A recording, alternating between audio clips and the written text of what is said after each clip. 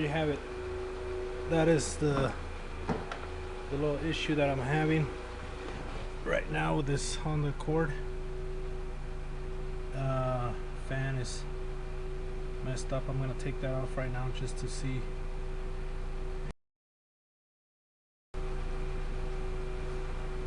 What's going on with it. As you can see, the mileage on this is 259, 179.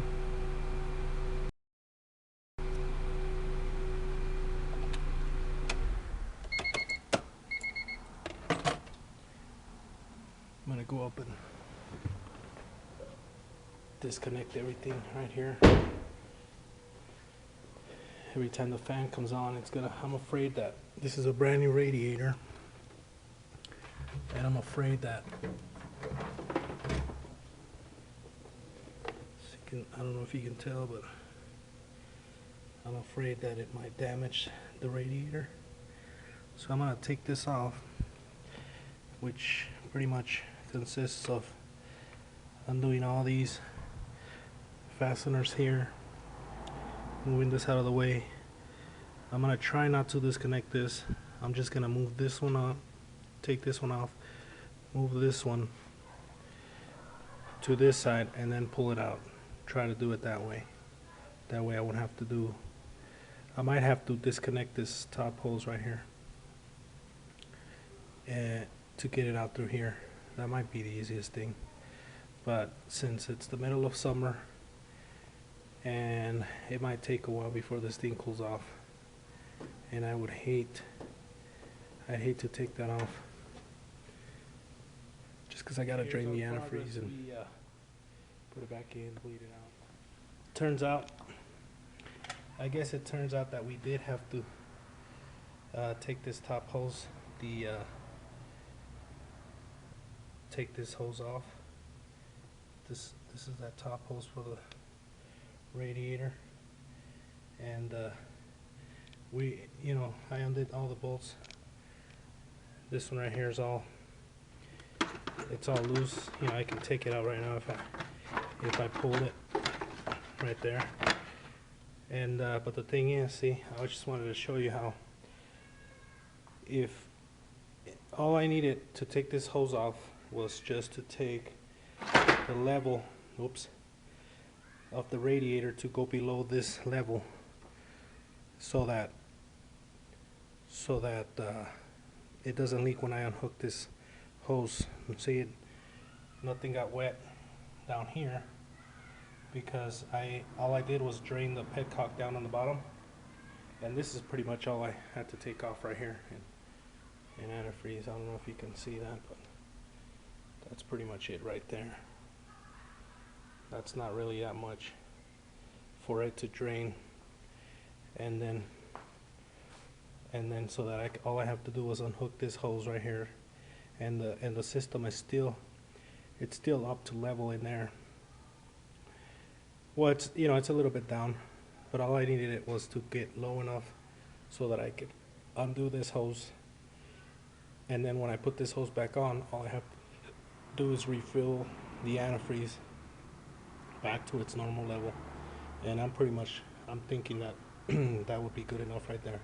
I don't have to take that extra step in bleeding out the air or anything. I didn't have issues with that anyway. So okay, so I took the fan assembly off, and all it consisted was that this was here, and this nut was on there holding that on.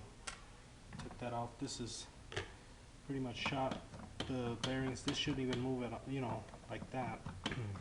Pretty much this shouldn't move at all.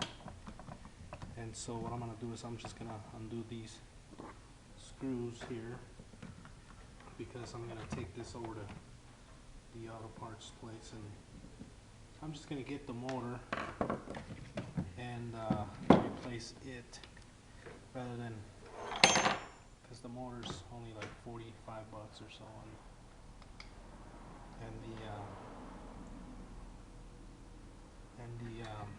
the whole thing is 105 bucks. So all I need is this. So there you have it. All right, so I went ahead and got this this new part And apparently it didn't come with the plug, the correct plug, I guess. So what I'm gonna have to do is well, I already cut this off the other one. I'm just gonna have to splice that in there, and I'm actually gonna solder the pieces together. Solder it, shrink wrap it, and call it good. It's like having a new connection. And as you can see, so all I did was take this off. This goes back on, boom, fan goes on the other side, and back it goes. Okay, so here's the process. I am going to solder these. I already have just a little flux on there. I already have the shrink wrap on the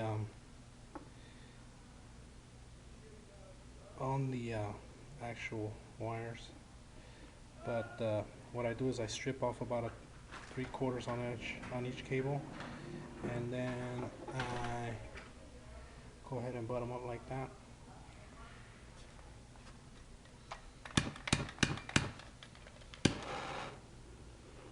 And then I use my torch and pretty much get that real hot.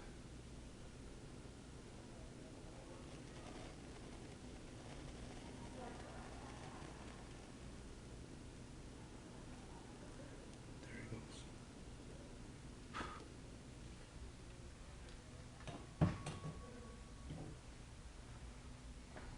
Okay, so once that's done, it's still hot, but it's still malleable.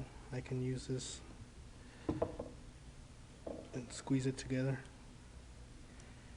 and see how I'm squeezing it together right there, just so that it gets all the sharp edges going. Once that's done, take this shrink wrap right over that, and I'll also do that to this one too, so that I can do both at the same time.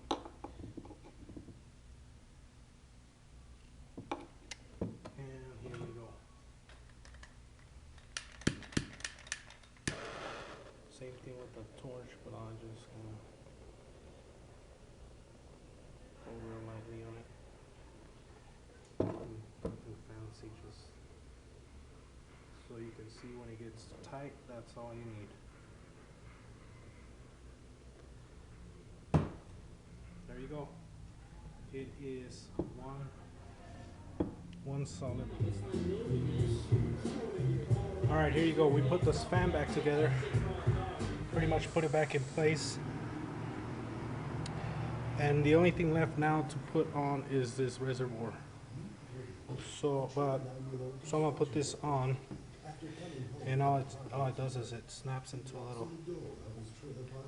little hole right there. I'm trying to get a flashlight over here. Okay, so I put the reservoir back in. You can tell there's the reservoir, and so what I'm gonna do now, I haven't put this clamp back on here to secure it, because just in case there's a leak or anything like that around here, it'll be easier if it's undone. That way I can just quickly maneuver everything and take care of that then. So even that clamp right there, I didn't put that on. So what I'm gonna do on right now is I'm gonna turn the car on, and since it's been off for a while now, just turn the AC, and hopefully that'll turn on right now. There we go. Both fans are on right there.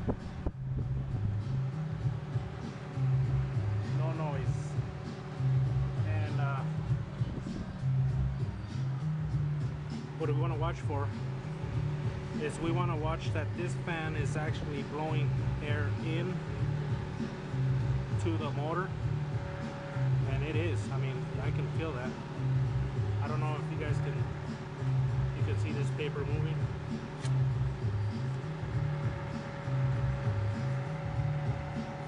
might be saying, you know, hey, that's not safe or whatever.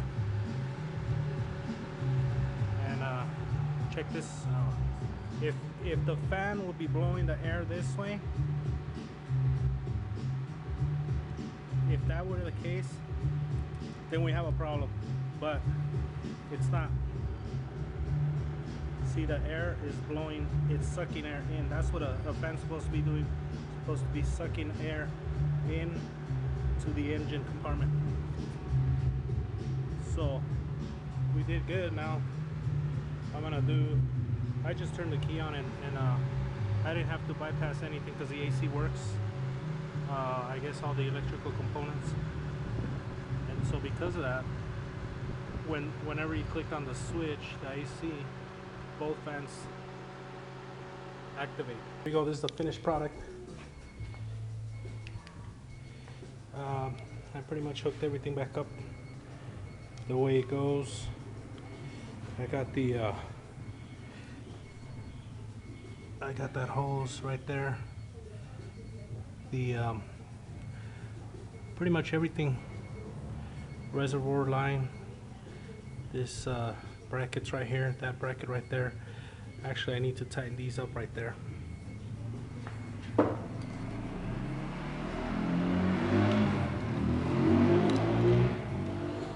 But overall, it's pretty much taken care of. Is just one of the videos that I wanted to share with you guys, just so you know, ever needed to do this kind of work. All that is pretty much wasn't that much work. I mean, I saved myself $50 from taking this apart rather than replacing the whole assembly, because they sell the whole thing with a fan for $105 or something like that. But I saved me $50 just to take this off and put it back on. I mean, $50 is $50, you know. So there you go. See ya.